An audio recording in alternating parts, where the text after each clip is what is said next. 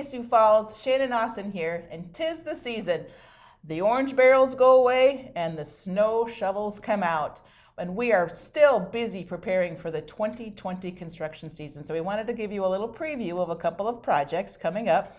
We welcome to the show Dina Knutson, who you all know, and Chad Hanish from Infrastructure Design Group. You guys welcome. Thank you. So we're going to start with kind of the biggest project for the city of Sioux Falls in 2020, which is the 8th Street Bridge. We all drive by it. We all ride our bikes underneath it. What is our general scope of the 8th Street Bridge project, Dina? Well, the general scope is just a rehabilitation, which means that the main structure of it stays in place. We'll remove the top, we'll remove the insides of the bridge, and then fix it up, and then put it all back together. So why not a total reconstruction? For one, the bridge is super old. It is on the historic registry, so we want to maintain that historic look. And what better to just leave the old one in place and just fix it up. It is a beautiful bridge. Chad, can you give our viewers just a little history lesson on the actual bridge itself? Yeah, so the bridge that's in place right now was constructed in 1912. Wow. So 107 years old.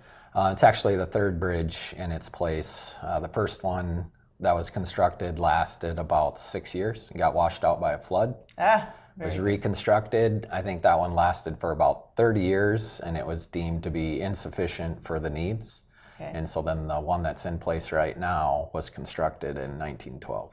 Wow, so it's done a really good job holding itself then. Yes, yes. So is the first couple of bridges, the first one that got washed away, we've never had any flooding issues with this current 8th Street Bridge? Correct. Yeah. Yep. Obviously, we've seen high waters, but nothing that's really affected the bridge itself. So overall, structurally sound? Yes. Okay, yep. Great.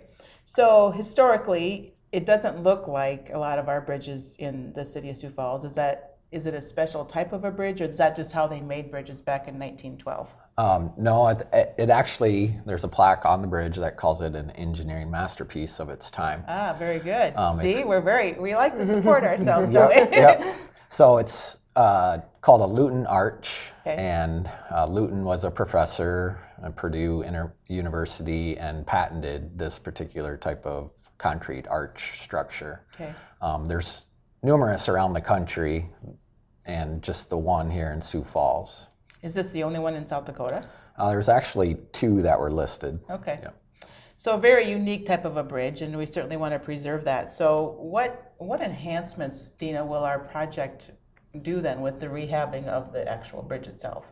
What we're putting back will look exactly the same as we took off. So there'll be some front face pieces on each side of the bridge. Those will be rehabbed to make them, keep the old look. There'll be lights added underneath. That'll be a new addition to it. Okay. Probably the biggest change will be the Excel banks on the outside, on the north side. Those will be removed. So you'll get more of the bridge look on the north side instead of their vaults.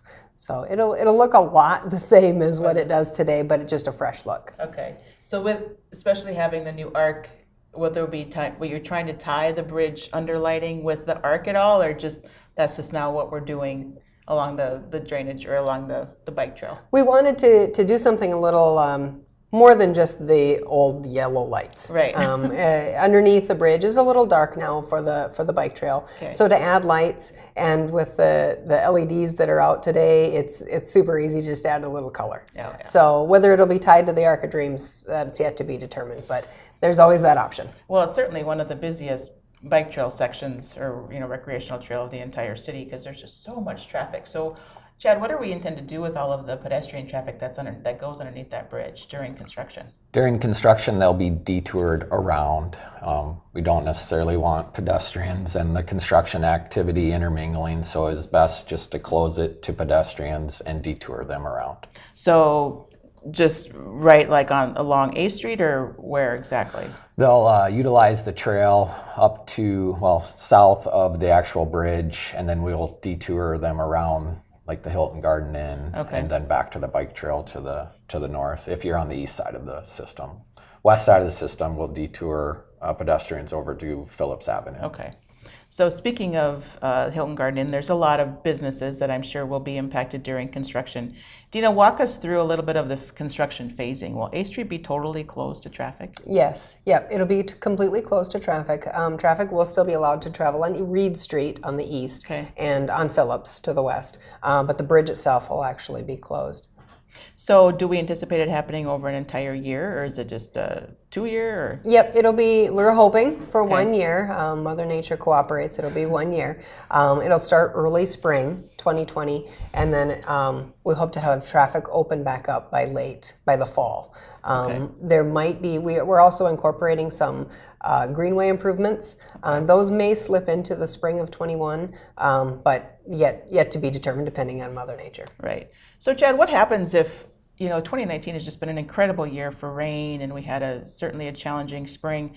What happens if we have high water? Will that impact the rehab work on the bridge at all? It could some. I mean, high waters, because their access to the underside of the bridge to do the rehab is through the river. And so high waters could impact that construction. Okay. So with the construction being the full year, when it being closed to traffic, and when the bike trail being detoured, any special circumstances, or this is kind of unique work, right, for a contractor? Well, do you think it'll be a local contractor that does the work? It's specialty work. Okay.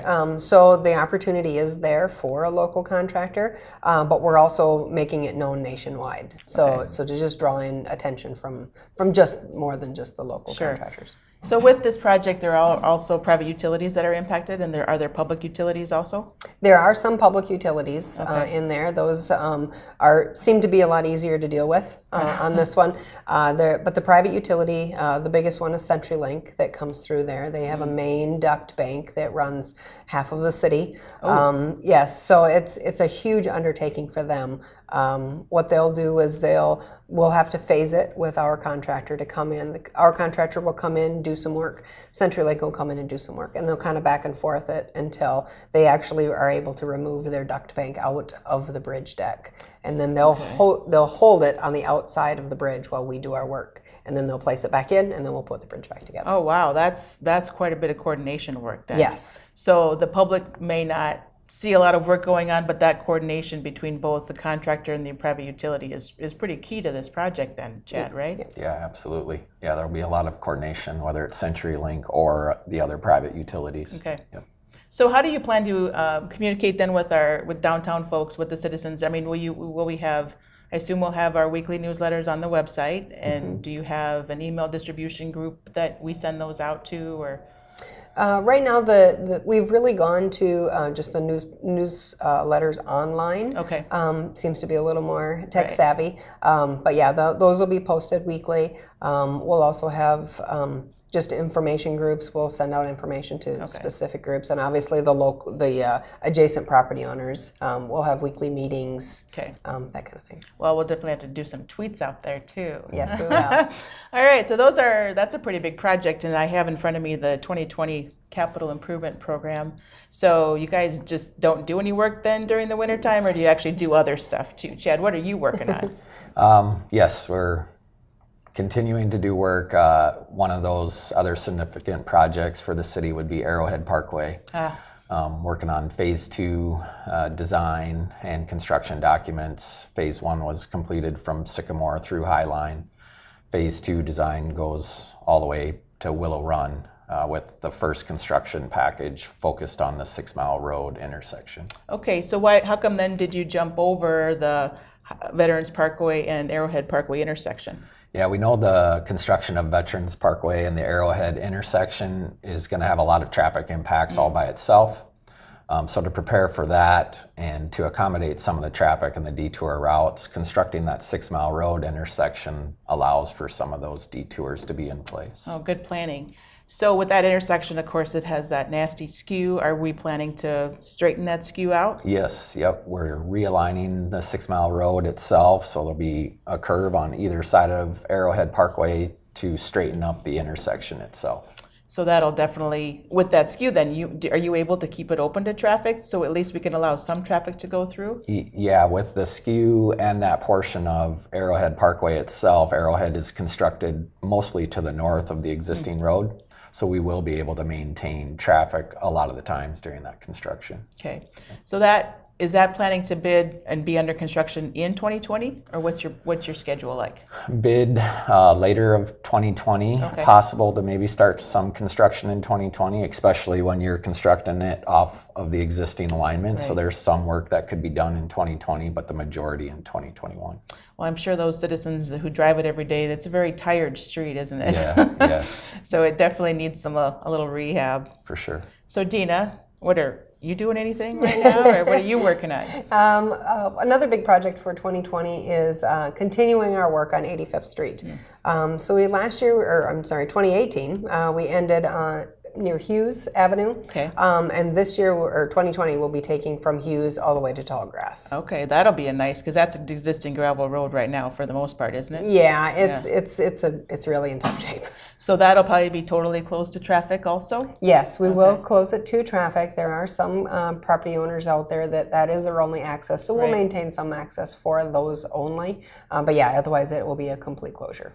So a few years ago, that project certainly took a little bit longer than we anticipated, I'm sure, mainly because of the wet area. So do we anticipate that drainage and that wet spring could be another issue with our scheduling? Right, absolutely. And plus the limits of this project are much longer than they were from Hughes to Louise. So that too is a concern, just the sheer length of it. But yes, the area is prone to be low. It does hold water. And then with our rains too, it will be challenging to finish it in 1 year. That'll be nice to get done, and I know for those folks that are keeping in tune with the 85th Street Interchange project, we will be having more meetings coming up in probably the first or second quarter of 2020. So there's same thing with Arrowhead Parkway. We'll have public meetings coming up in 2020. So there's ample opportunities, folks, for you guys to stay involved with these very two important projects. However, we will be back in early 2020 to talk more of our upcoming projects. But first, we're going to take it outside where it's a little cold and check on the progress of the main pump station. So stay tuned.